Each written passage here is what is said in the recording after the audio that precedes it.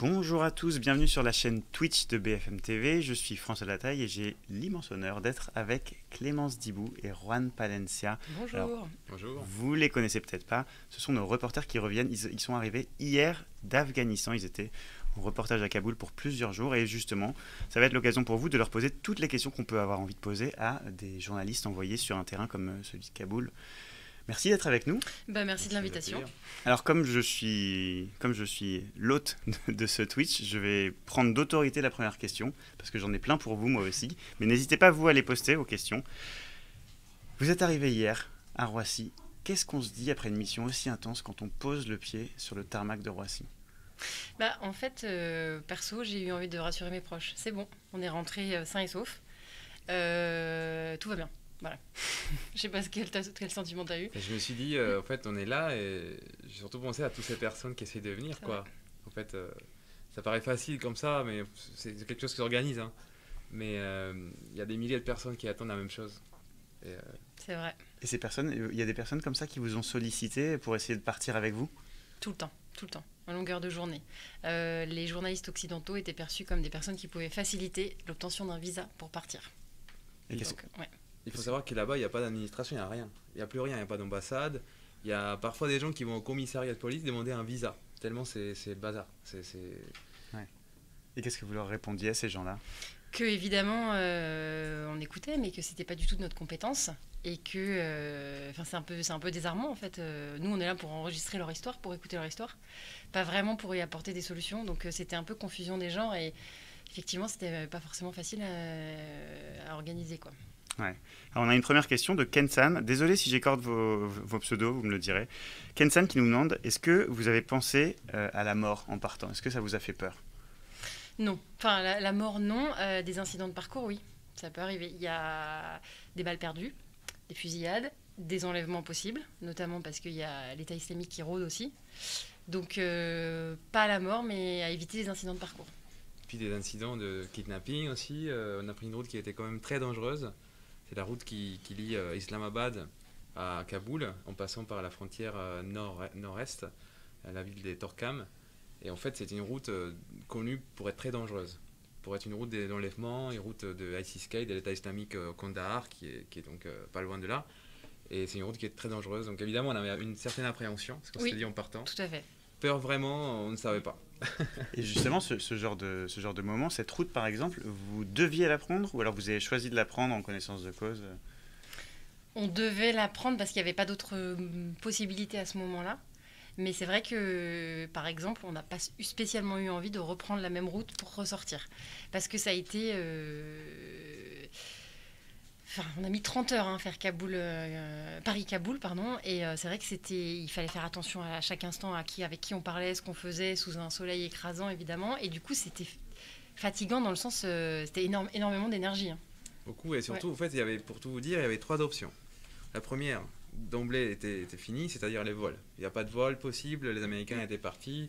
Quelques vols qataris arrivaient de temps en temps, mais c'était pas sûr et très compliqué de les avoir. Ensuite, il y avait la route de Tashkent, par l'Ouzbékistan, qui est une route très longue. Et on avait peur de prendre une route trop longue parce que les frontières pouvaient fermer à tout moment. Et ces routes du Pakistan, c'était la 3e option, et c'était la plus rapide, un peu dangereuse, mais avec un peu d'organisation, on a réussi quand même à la faire sans danger. D'accord. Alors on a une autre question de Palou. Comment les journalistes sont perçus à Kaboul ? Comment vous avez été reçus par les autorités talibanes ? Est-ce qu'ils se méfient de vous ? Est-ce qu'au contraire, ils vous utilisent aussi pour montrer patte blanche ? Clairement, ils utilisent les médias occidentaux comme relais de propagande. Donc, à nous de faire notre travail, évidemment. Mais ça a eu un intérêt, cette envie de montrer ce qu'était le travail taliban, c'est que du coup, on a quand même pu parler avec des talibans de la base, des talibans chefs. Tout notre travail, justement, c'est de mettre en perspective ce discours, évidemment, mais on avait quand même accès à eux, à ce qu'ils faisaient et même comment ils travaillaient. Juan a pu monter dans un pick-up avec une patrouille taliban. Moi, évidemment, je suis une femme, c'était hors de question que je vienne parce que c'est une promiscuité. Et toi, tu as pu faire un petit bout de patrouille avec eux et je pense qu'il n'y a pas de chef pour parler. C'était assez spontané ce que tu as eu comme réponse, quoi. En fait, on a vu un Kaboul qu'on ne verra plus jamais parce que ce n'est pas organisé. C'est-à-dire qu'il n'y a pas une tête qui va commander, qui va suivre la presse, un peu voir ce qu'ils font, etc. C'est vraiment chaotique. On peut arriver avec juste un papier nous autorisant de tourner. On peut avoir accès à tout. Donc je me retrouve dans cette patrouille avec des jeunes talibans des 25 ans Bon, pour l'anecdote, les chefs des gars qui étaient avec nous étaient ingénieurs en bombes avant, voilà. Et donc je me trouve dans cette patrouille et en fait on pose toutes les questions qu'il faut. C'est à la fois un coup de com' et en même temps qui n'est pas maîtrisé. Il n'y a pas un officier de presse avec nous, rien du tout. Ça s'invente au fur et à mesure. C'est au en fait. feeling comme ça, si tu te sens bien. D'accord. Et ils sont quand même persuadés, notamment dans cette patrouille, il y avait un jeune homme qui est persuadé d'apporter la sécurité aux Afghans. Et comment ils le justifient, Parce ça? qu'en fait, avec les factions passées, il y avait des attentats, des choses comme ça, et eux justifient que maintenant qu'ils sont au pouvoir, il n'y aura plus d'attentats. Alors, à part la grosse explosion, l'énorme attentat autour de l'aéroport par l'État islamique, c'est vrai que pour l'instant, il n'y a pas d'attentat, ce qui ne veut pas dire que la population est tranquille pour autant, évidemment. Mais voilà leur argument. D'accord. Et toi, justement, Clémence, tu parlais du fait que Juan n'ait pu monter dans le pick-up et pas toi. Forcément, cette question, elle revient. Il y avait elle qui nous demande, est-ce que ça t'a posé des problèmes? Comment t'étais vue en tant que femme là-bas? Ben, on en a beaucoup parlé avec Juan. C'était compliqué par moments, parce que c'est-à-dire que moi, personne ne me répondait quand je posais des questions, surtout les grands chefs. Là-bas, ça allait encore, mais les grands chefs, c'était hors de question de me répondre. Il y a cette anecdote où, en fait, notre fixeur, donc c'est la personne, un Afghan journaliste qui travaille avec nous sur place, parce que lui, il connaît les us et coutumes et surtout la langue, qui a demandé à un moment de faire une photo avec un dignitaire afghan, un dignitaire taliban, et sur la photo, le dignitaire regarde ostensiblement de l'autre côté pour ne pas me regarder dans les yeux. Donc ça a un désavantage. Ça a aussi eu un avantage. Moi, je suis pas menacée. Moi, je peux pas me faire arrêter parce que je suis une femme, et je ne me fais pas fouiller parce que c'est hors de question de toucher une femme.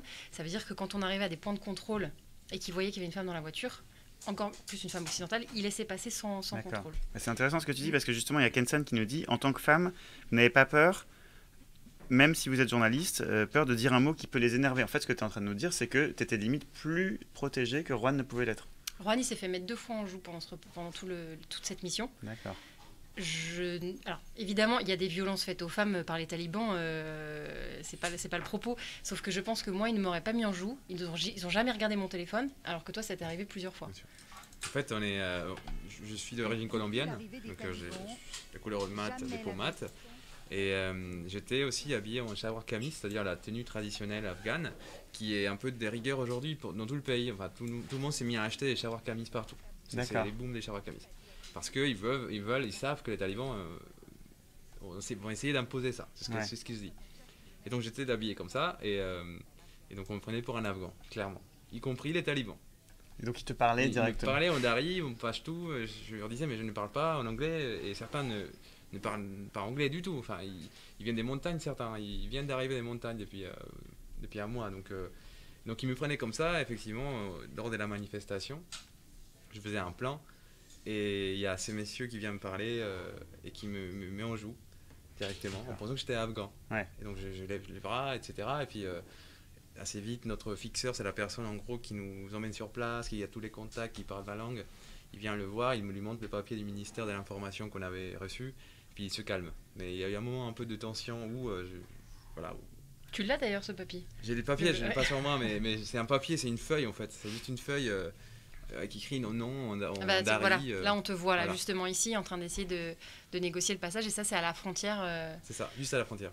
Et en gros, il demande, c'est une sorte de test en fait. Il me demande pourquoi vous êtes là, avec une voix un peu menaçante. Pourquoi vous êtes là? Qu'est-ce que vous venez faire ici? On a assez de médias pour raconter ce qui se passe. Et donc je ne les arme pas. Je dis non mais écoutez, il n'y a pas de médias français ici, on n'a pas beaucoup. En France, on ignore tout de ce qui se passe, donc il faut qu'on vienne quand même raconter ce qui se passe. On a une autorisation, nanana. Et donc il arrive à nous laisser passer enfin, au bout de 3 minutes de discussion. Mais qu'est-ce que tu t'es dit en fait quand tu t'es retrouvé en joue? Parce que j'imagine qu'on a fait à peu près les mêmes études, mais en école de journalisme, je me souviens pas du cours où on nous apprend à réagir quand on est en joue. Qu'est-ce que tu as fait? Bah, je lève les bras, quoi. J'espère qu'il va pas tirer, quoi. Ouais. Et à ce moment-là, moi, j'étais assez... j'étais pas rassurée parce que j'avais pas le droit d'être là. Et j'ai pas tout compris tout de suite, en fait, que j'étais dans une pièce à part, et j'arrêtais pas de sortir pour voir, parce que normalement, on n'est pas censé se séparer, donc j'arrêtais pas de venir voir ce qui se passait pour Juan.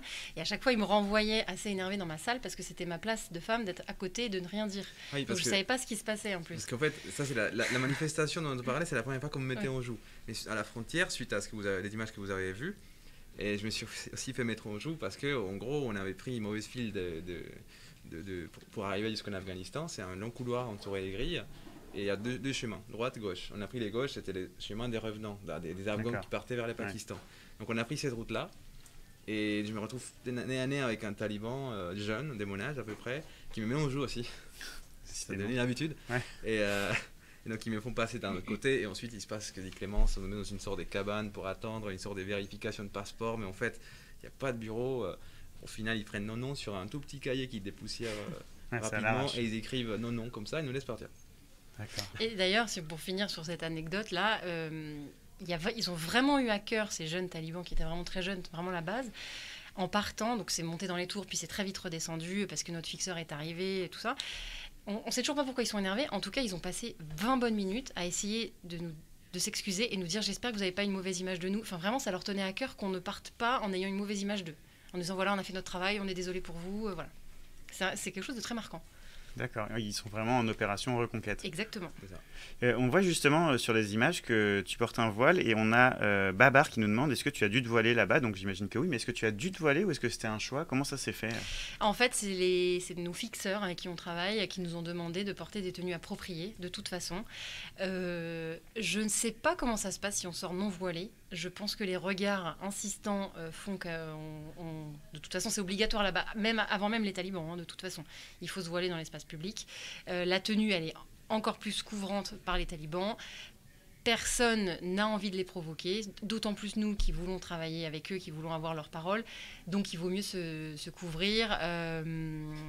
Et pour passer la frontière pakistanaise, il fallait de toute façon, de par nos fixeurs, Erwan et moi, être habillés en tenue traditionnelle. D'accord.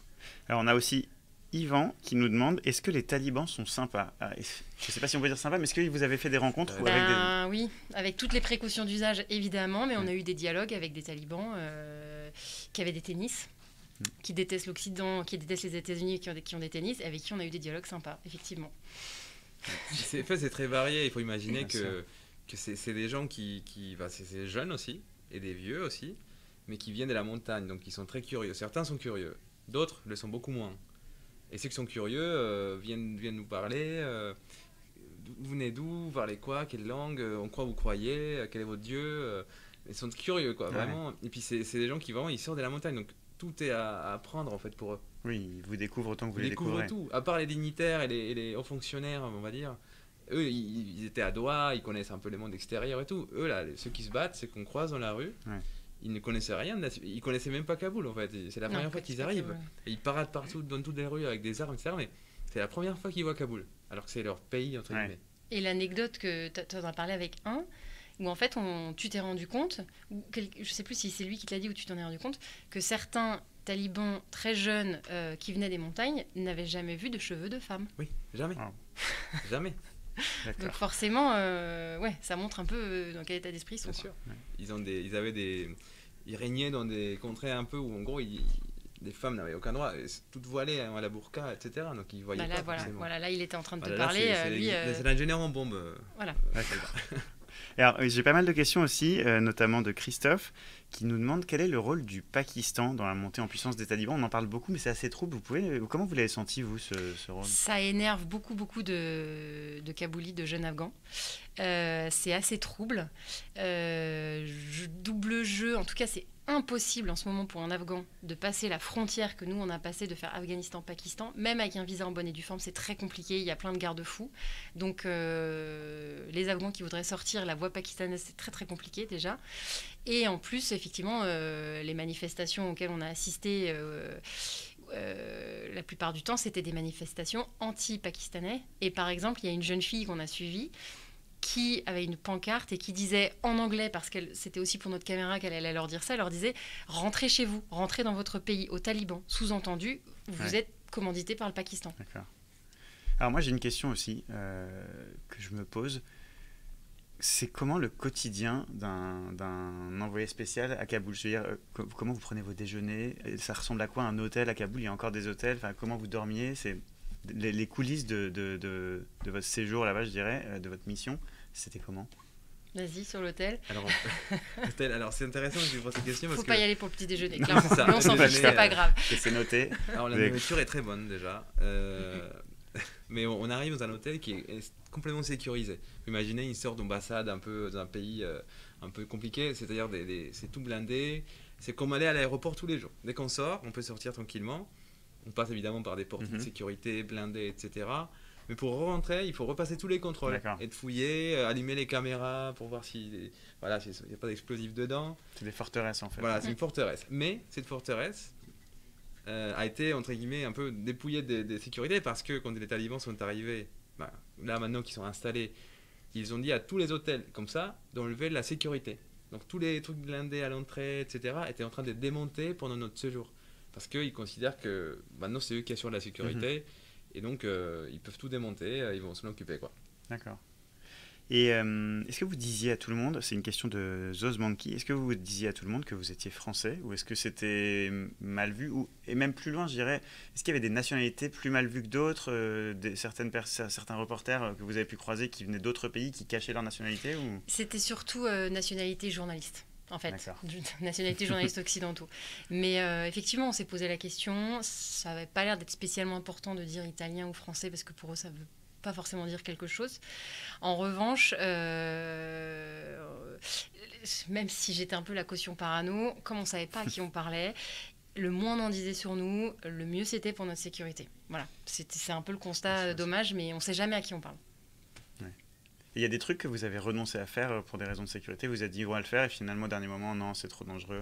Qu'est-ce qu'on n'a pas fait? Le Panchir. Le Panchir, ouais.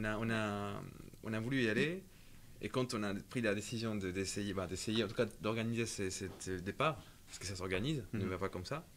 Il y a eu une équipe de confrères français qui s'était fait dépouiller par des talibans qui considéraient qu'ils avaient outrepassé un peu l'endroit autorisé, etc. Donc ils leur avaient piqué tout le matériel, toutes les cartes, et qui ont mis 3-4 jours à les récupérer.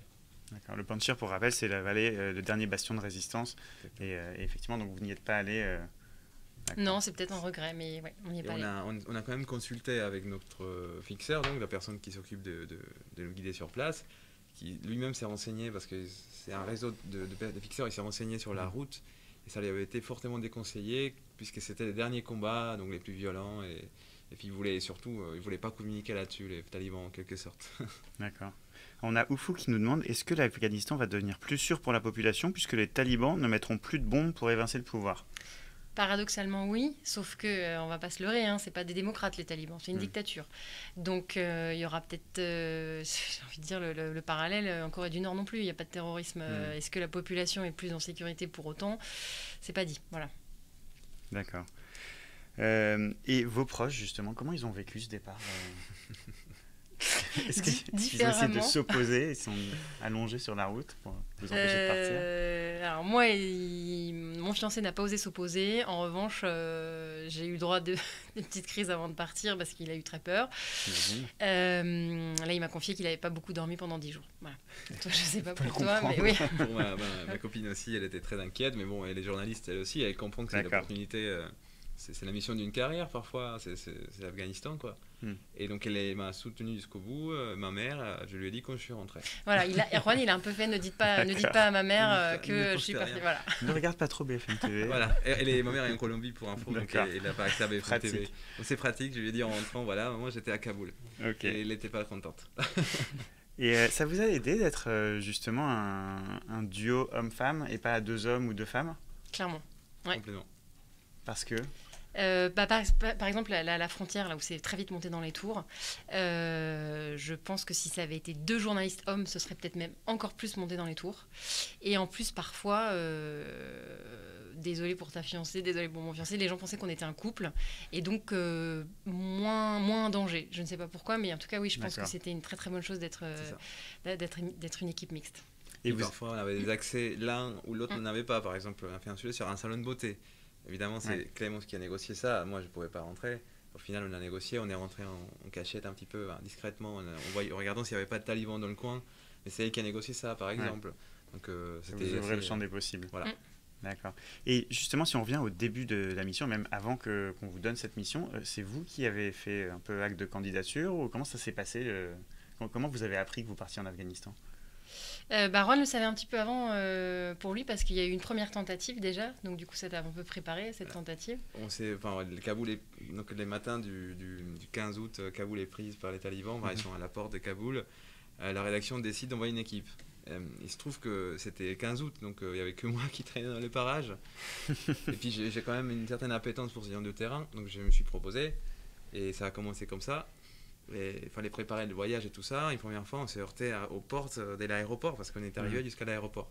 On a pris un vol de militaire qui nous a déposé sur le tarmac de l'aéroport. On est sorti et là, les Américains nous ont gardés pendant 20 heures enfermés dans une salle. On pouvait sortir un peu, prendre l'air, etc. Hein. C'était pas une captivité, on n'était pas capturés, mais on était quand même enfermés et on nous a renvoyés à Doha.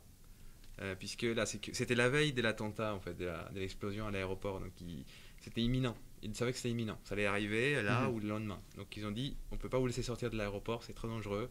Vous renvoyez dans un vol. On nous a renvoyés dans un vol. On est rentré à Paris. Et moi, j'étais pas encore dans l'équation. Voilà. Et donc là, ensuite, il y avait l'équipe de Clémence qui devait partir. Et par concours de circonstances, on a préparé ensemble la route pour le Pakistan, qui était une route dangereuse, mais voilà, on a décidé de la préparer parce que c'était le seul moyen d'y arriver. C'était tout ça, c'était après le départ des Américains. Donc on est parti le 3 septembre. Et quand tu dis on l'a préparé, vous avez eu combien de temps pour préparer cette route? Quelques jours. Quelques jours. Ouais. C'est allé assez vite puisque c'est des routes que personne n'emprunte. On a eu un visa, il fallait avoir un visa pakistanais, un permis de passage par les territoires tribaux du coin, parce que c'est un peu fédéral, on va dire, en quelque sorte. Il faut un permis de passage par là. Ensuite, la frontière, de l'autre côté, il faut un permis côté afghan. On avait aussi nos visas afghans qui ne valaient plus rien, parce que le gouvernement n'était plus le même. On les avait au cas où. Et puis, ça s'est préparé comme ça. Enfin, ça a pris... disons que dans les chaos comme ça nous a un peu aidé à le préparer rapidement. Parce que normalement, un visa afghan mettait un mois, un visa pakistanais mettait un mois. Là, on les a eu en 2-3 jours, puisque la situation le demandait. Et puisqu'on avait quelques contacts aussi. D'accord. Vous connaissez bien vos missions? C'est notre première mission ensemble. Oui, d'accord. Donc vous avez appris à vous connaître aussi. Après, c'est une petite rédac où on se côtoie aussi. Donc, mais oui, on n'avait jamais fait de terrain compliqué ensemble. D'accord. Ouais. Et vous vous êtes senti en danger à certains moments ou finalement ça n'a jamais été jusque-là? Quand même, c'est ce qu'on voyait tout à l'heure là, dans le reportage, quand on était là, quand les talibans commençaient à tirer en l'air dans notre manif. C'est pas à ce moment-là. À ce moment-là, on est rentré dans un immeuble, dans un hôtel, pour se mettre à l'abri. Mais je sais pas, il y avait un journaliste qui filmait a priori. Et là, les talibans sont rentrés dans l'hôtel. Et là, j'ai commencé à me demander quand même ce qui allait se passer pour nous. Mais il s'est rien passé, tout va bien. Je sais pas si toi, après, tu as eu un moment d'appréhension ou pas. Mais... En fait, en manifestation et puis dans une mission comme ça, on doit rester toujours ensemble. Il ne faut pas se séparer. Mais là, il y a un mouvement de foule. Donc Clémence, elle part avec la foule dans cet hôtel. Et donc je reste quelques secondes à filmer un peu ce qui se passait. Et là je me retourne parce que je vois quand même que la foule me porte aussi. Et je vois une dame qui tombe par terre, donc je la ramasse, je la pousse dans l'hôtel. Et à ce moment-là, je vois une balle perdue tomber à côté. Parce qu'il faut savoir qu'il ne tire pas comme ça en l'air, il tire comme ça. Donc en fait, ça fait des ricochets un peu partout. Ni tout droit, ni en l'air. Voilà, donc en fait, voilà, on ne sait jamais. Donc je vois ça, je pars en courant évidemment dans l'hôtel pour me réfugier. Et à l'intérieur, oui, on sent quand même qu'il y a eu... ça peut arriver, quoi. Ouais. On était... Voilà. Et puis, moi, ce que j'ai pas eu aussi, c'est que toi, juste avant, 10 minutes avant, tu as eu un coup de crosse d'un taliban aussi. Voilà. Il m'a pas frappé parce que j'ai réussi à esquiver et qu'à ces moments-là, notre fixeur, la personne qui nous accompagne et nous guide, qui est local, donc qui est afghan, est venu pour le désamorcer le conflit. Mais une première fois, il me met en joue, je le regarde dans les yeux, il me regarde dans les yeux, je vois qu'il peut faire ce qu'il veut. Ouais. Après, il prend la crosse, mais il dit ok, la crosse ça va. Moindre mal. La crosse ça va, je m'écarte. Quand il me fait un coup, je m'écarte comme ça. Et puis après, il arrive, il discute et ça fait un peu peur. J'imagine. Et le fixeur, justement, j'ai envie de dire, comment on devient fixeur? C'est quoi leur relation avec les talibans, avec les locaux? Work relationship, il nous a dit avant de partir. On a des relations de travail avec les talibans. D'accord. Puisque si on veut avoir des accès, il faut travailler avec les talibans. Mais c'est une espèce d'attaché de presse en fait un peu. C'est un journaliste lui à la base, notre fixeur sur place. Voilà, qu'on salue. Et il a travaillé pour plusieurs médias afghans et il avait plein de contacts. Et souvent les meilleurs fixeurs de toute façon qu'on trouve à l'étranger, c'est souvent des journalistes eux-mêmes dans leur pays, quoi. C'est ça. D'accord. N'hésitez pas à poser toutes vos questions dans le chat à Clémence et à Erwan. Vous avez justement l'occasion de savoir tout ce qui s'est passé. Moi, j'en ai une de questions aussi. J'imagine qu'il y avait d'autres journalistes, d'autres nationalités sur place. Comment vous interagissiez avec eux? Est-ce que vous filiez des bons tuyaux? Comment vous travaillez? En fait, on ne parlait pas trop de sujets qu'on faisait parce que ça reste quand même un peu pas dire On va pas confidentiel, donner des mais idées. voilà, chacun garde ses idées, et ses idées effectivement. Secret professionnel. Voilà, c'est une sorte de secret professionnel. Par contre, on est toujours au courant de ce qui se passe autour, donc on prend des nouvelles un Pour peu de la temps en temps pour la sécurité, sécurité. On se voit en partant au petit déjeuner le matin, on se croise, on boit un café, on se dit ok, bah, faites attention, vous revenez vers quelle heure et tout. Avec certains, pas avec tous évidemment, ceux qu'on connaissait. Et puis on s'est coordonné un peu comme ça, on prenait des nouvelles régulièrement. Dès qu'il y avait par exemple, à un moment, il y a eu une alerte tentative de kidnapping sur la route qu'on avait prise du Pakistan. Et donc, comme on savait que certains voulaient la reprendre pour repartir, on a relayé ça entre nous, on a fait un petit groupe WhatsApp, on se donnait des bonnes adresses, éventuellement, des tests PCR pour rentrer, voilà, comme ça. Et donc ça, on en vient à ma question d'après, c'est-à-dire qu'il y a du réseau là-bas, vous avez Internet, vous aviez quand même des moyens de communication. Très compliqué de faire fonctionner une Avis West, Juan peut en parler. Une Avis West, c'est le moyen de transmission pour les lives. Et a priori, ça viendrait aussi quand même des talibans qui auraient mis un peu un verrouillage sur le réseau. Okay. Ça a commencé dans le Panchir, en fait, ils ont baissé les réseaux, il n'y avait plus rien qui captait dans le Panchir, donc la zone, où il y avait les derniers combats au nord du pays. Ils ont bloqué toute la connexion là-bas et baissé ceux de Kaboul. Et bon, c'est ce qu'on me disait quelqu'un qui faisait en télécommunication, c'est que c'était pour empêcher un peu l'envoi de vidéos, des choses comme ça. Donc c'était compliqué, une vidéo mettait un peu de temps à envoyer. Et heureusement, on a trouvé le moyen de les faire par Skype. On mettait Skype sur nos téléphones, dans la rue, on pouvait le faire. C'était plus discret en plus, donc ça passait très bien. Mais c'était compliqué. D'accord. Et on a Lucien qui nous demande pourquoi vous n'êtes pas resté plus longtemps. Alors, pourquoi on n'est pas resté plus longtemps ? Parce que d'une, BFM TV, c'est une chaîne de news, et que là, ça commence à être un petit peu moins dans l'actu, et que de toute façon, ça faisait 2-3 jours qu'on ne savait pas aussi comment rentrer. C'était aussi le problème du retour. Et là, on a eu une opportunité pour rentrer, sachant que l'aéroport n'est pas encore fonctionnel. Et que donc, du coup, si on laissait passer cette chance, cette opportunité, on ne savait pas après comment retourner là-bas. Mais ce n'est pas exclu qu'à un moment donné, il y ait une nouvelle équipe de BFM qui reparte là-bas pour suivre ça au long cours. Il faut savoir aussi que lorsqu'on reste trop longtemps au même endroit, on est repéré. C'est-à-dire, parfois, il y a des gens qu'on voit arriver, qui nous regardent, qui passent des coups de fil. Donc, on est un peu peut-être parano, mais c'est jamais bien de rester trop longtemps au même endroit quand on fait des trucs comme ça. On a changé plusieurs fois de voiture, par exemple. D'accord. Voilà. Ça veut dire que la question de Saïkoub, j'ai presque la réponse. Est-ce que vous y retournerez bientôt ? Pas forcément vous, en fait, on fait tourner Pas les équipes. forcément nous, mais alors vraiment, ce serait avec un énorme intérêt et un énorme... Alors, plaisir, c'est pas le mot, mais en tout cas, oui, il y a énormément de choses à faire et pas qu'à Kaboul, en plus. Oui, c'est ça, vous êtes surtout resté à Kaboul. Et puis, revoir tous ces gens qu'on a laissés derrière. Oui. Qu'on a protégés, évidemment. On n'a pas mis tous les sujets en ligne. On leur demandait s'ils voulaient que ce soit en ligne, etc. On les a gardés en ligne, certains des sujets que vous n'avez pas vus là, pour les protéger aussi. Oui. Et donc ça serait intéressant de retourner voir tous ces gens, ce qu'ils sont devenus, s'ils ont réussi à sortir ou pas. Oui. On a Rotophile aussi qui nous pose une question. Qu'est-ce qui ressort surtout de la vie à Kaboul ? Qu'est-ce qu'on a le droit de faire ? Qu'est-ce qu'on n'a pas le droit de faire ? Il pense notamment aux loisirs, au sport. Enfin, la vie quotidienne à Kaboul pour un local, ça ressemble à quoi ?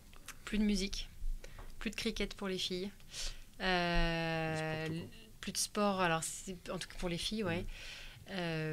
Alors les cafés, enfin les restaurants sont encore ouverts. On a quand même pu aller au restaurant plusieurs fois. Femmes occidentales, on ne m'a pas posé de problème. Je ne sais pas ce qu'il en est pour les femmes afghanes. Mais en fait, c'est un moment de flottement où les gens ne savent pas ce que les talibans attendent d'eux et qui n'ont surtout pas envie de faire des choses que les talibans pourraient leur reprocher. Donc tout le monde reste un peu chez soi pour l'instant. D'accord. Et on a une question de casse-cou justement. Quand tu disais on ne sait pas trop ce que les talibans attendent de nous, est-ce que vous avez eu l'impression, donc c'est pas une question de casse-cou, c'est une question de Nawakrel, l'impression en interviewant des responsables talibans qu'ils savaient à peu près où ils allaient, qu'ils étaient sincères dans leur démarche ou qu'ils étaient eux aussi un petit peu, ils naviguaient à vue En fait, ils recherchent pour l'instant la reconnaissance de la communauté internationale. Impossible de faire dévier un chef taliban de sa ligne officielle. Je veux dire, c'est assez... Ils sont rodés. Voilà, en fait, ils sont rodés, c'est des communicants. Il faut rassurer l'opinion internationale. Ils attendent la reconnaissance internationale parce que c'est ce qui débloquera l'argent dont ils ont besoin, les aides internationales. Donc pour l'instant, je me souviens plus ce qu'était la question à la base, mais... comment vous les avez sentis ? Est-ce qu'ils ont l'air de savoir où ils vont Oui, ils veulent la reconnaissance internationale et après... Quand les médias seront partis, ils feront ce qu'ils veulent dans les frontières. Moi, c'est comme ça que je le perçois. Je ne sais pas pour toi. Mais... En fait, ils ne maîtrisent rien. Je veux dire, ils ont cette discours un peu lissé des officiels, et ensuite tous les talibans, donc les milices dans les villes, etc. Ils débutent. Ils débutent, quoi. Ils débarquent dans la ville. En fait, on ne sait pas trop. C'est chaotique. C'est très chaotique pour l'instant. Alors justement, la question de casse-cou, cette fois-ci, je la pose. Si les talibans vous avaient capturé, est-ce que vous savez ce que vous risquiez? Est-ce que vous saviez comment vous étiez protégé d'un point de vue diplomatique? Est-ce qu'il y a une diplomatie dans une situation comme ça? En fait, je pense pas que la menace d'un enlèvement serait venue des talibans, mais de l'État islamique. Voilà. Parce Tant que vous restiez avec les talibans, limite, vous étiez plutôt protégé. Oui, effectivement. Ouais. Après, tentative de kidnapping de l'État islamique...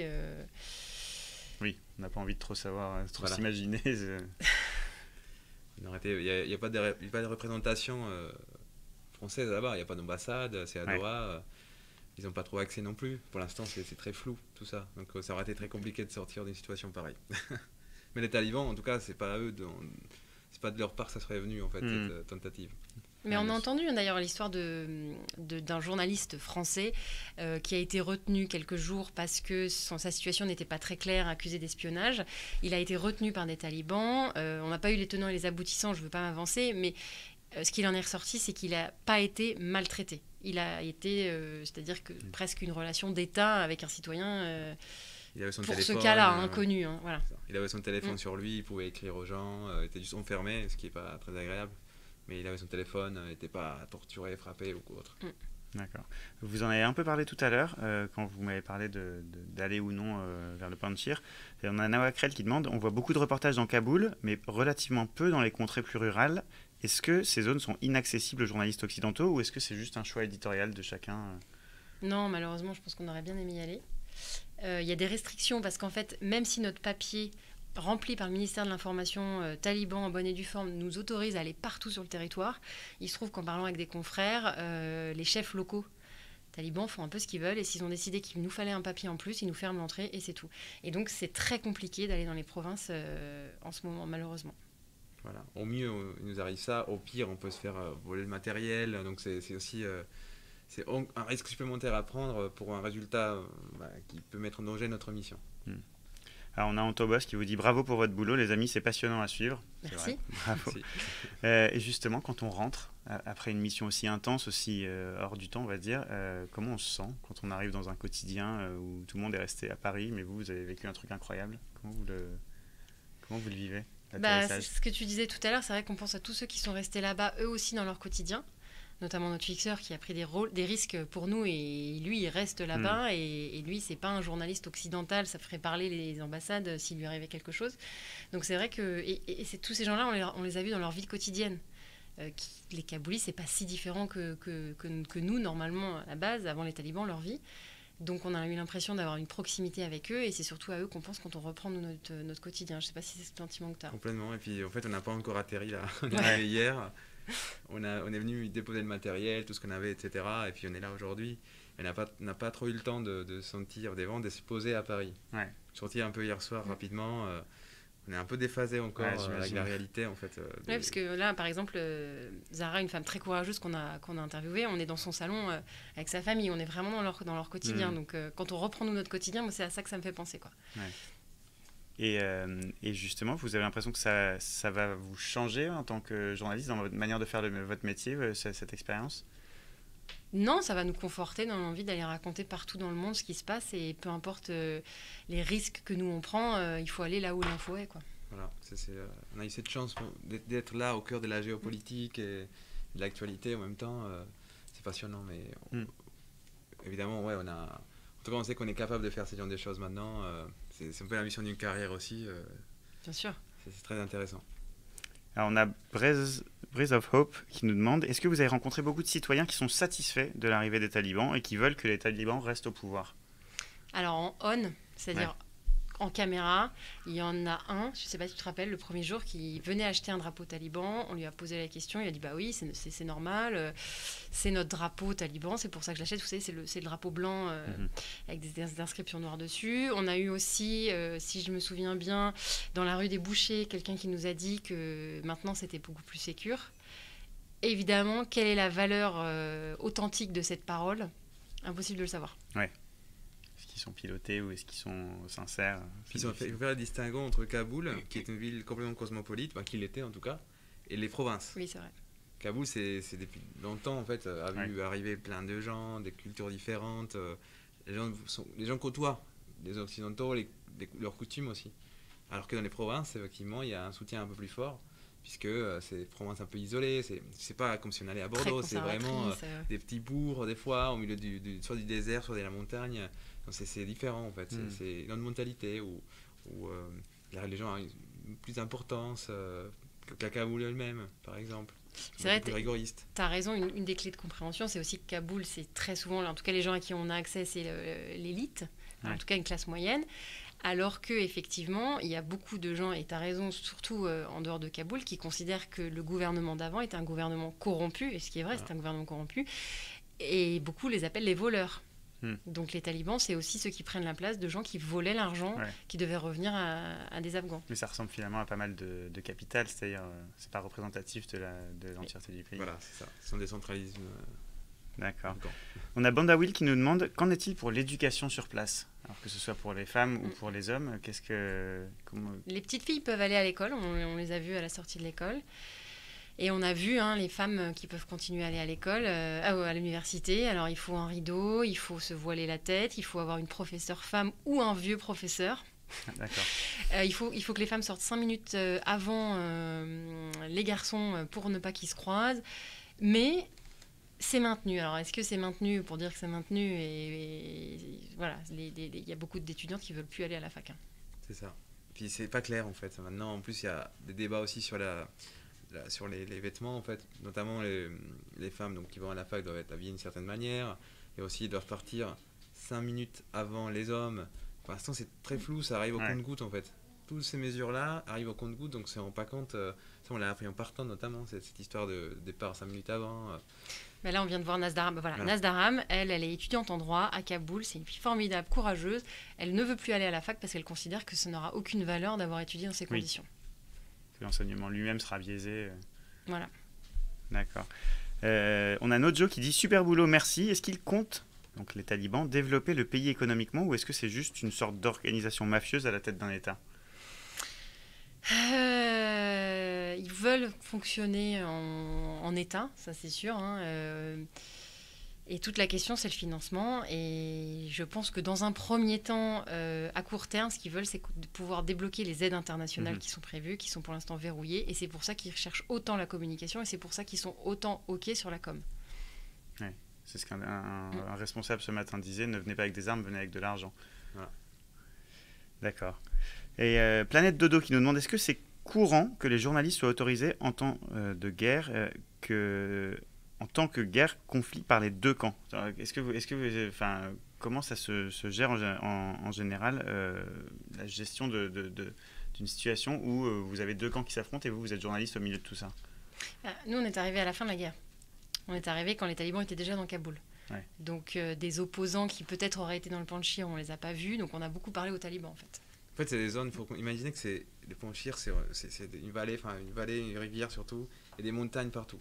Donc, géographiquement, y arriver par une autre route que celle de la guerre, c'est-à-dire là où ça tire dans tous les sens, c'est très compliqué. Il faut repasser par l'autre côté, c'est très très compliqué, très long. Et puis surtout, c'est très dangereux parce qu'ils étaient en train de perdre en fait. Il restait des petites poches de résistance en fait. Donc on a aussi, c'est pour ça qu'on n'a pas fait ce choix-là, parce que c'était quand même dangereux et on pouvait pas y aller de l'autre côté. Même ceux les plus aguerris, parce que nous on débute, mais aussi les reporters plus aguerris qui étaient avec nous dans l'hôtel et qui ont parlé, n'osaient pas faire ça parce que c'est très compliqué. Parfois, on a la chance de passer par l'autre côté aussi et de voir l'équipe adverse, par exemple. Mais là, c'était très compliqué à faire, en termes géographiques et en termes de sécurité. Et on a Laker qui nous demande, est-ce qu'il y a encore des zones disputées aujourd'hui en Afghanistan? Justement, ça n'est pas clair. Ouais. Les talibans disent qu'ils gouvernent désormais tout le pays, qu'ils ont éliminé cette poche de résistance dans le Panchir. La communication du Panchir, donc c'est le fils du commandant Massoud, Arman Massoud, qui a beaucoup de relais aux États-Unis.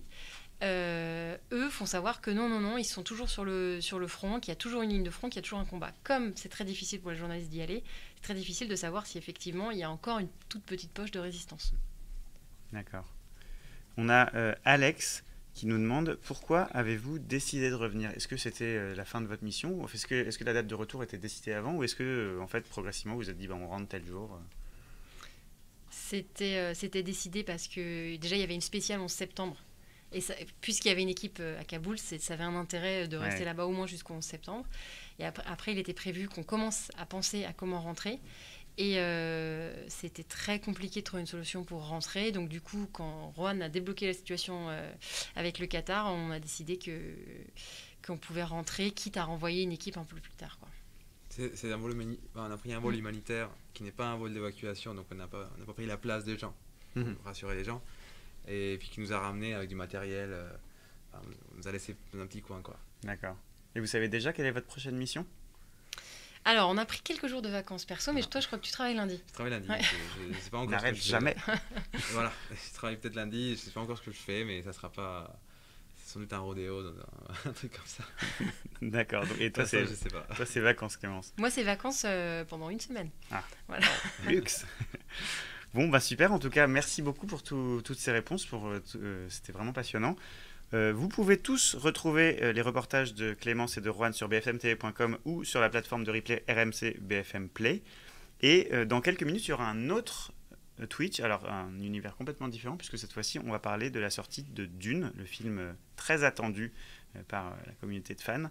Ça sera avec Jérôme Lachasse et Nicolas Béard aux alentours de, je crois, 14h, 14h15. Merci Clémence, merci Rohan, Merci à toi. et bravo pour tout Et ça, et puis à très bientôt. Merci À bientôt, beaucoup, merci. merci de nous avoir écoutés.